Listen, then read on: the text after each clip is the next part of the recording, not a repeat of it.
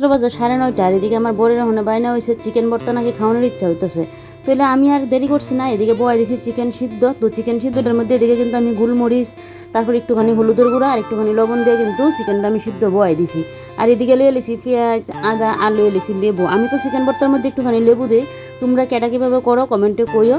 আর chicken ভর্তাটা কিন্তু আমার ঘরে কয়দিন পরে পরেই হয়, তবে শীতের দিনে কিন্তু বেশি চিকেন ভর্তাটা আমার ঘরে খাওয়া হয়। আজকে অনেকদিন পরেই কিন্তু চিকেন ভর্তাটা করছি, আমারও ভালো লাগে খাইতে। তো বর যেহেতু আবদার করছে তার লেগে কিন্তু আজকে করতেছি। তো এদিকে দেখো চিকেন ভর্তার সাথে তো মানে রুটিরই ভালো লাগে ভাতের থেকেও, তো তার লেগে রুটিও করতেছি। আর এদিকে এবারে কাঁচা লঙ্কা আর শুকনা লঙ্কা কিন্তু শুকনা খোলার মধ্যে কিন্তু ভাজ জ্বালাইতেছি। তারপরে একদিকে বয়ে দিছি রুটি, আরেকদিকে কিন্তু ওই শুকনা মরিচ আর ইয়েটা যায় এটি ভাজ জ্বালাইতেছি।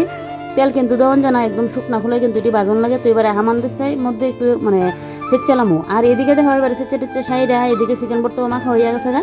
তবে আমি কিন্তু চিকেন ভর্তাটা মাখছি না, তুলে তোমরা লোকের শেয়ার করতাম, মাখছে আমার বর। আমার তো আবার এদিকে হাত ফুরানি শুরু হয়ে যাগা। তো যে মানে হামান দিস্তার মধ্যে কিন্তু সেচ্ছি তারপরেও। তো এদিকে বর বাজার থেকে আইসে পর তো চিকেন ভর্তাটা মাখছে আমার খেটে সাইডা, এবারে বয়ে গেছে খাইতাম। আর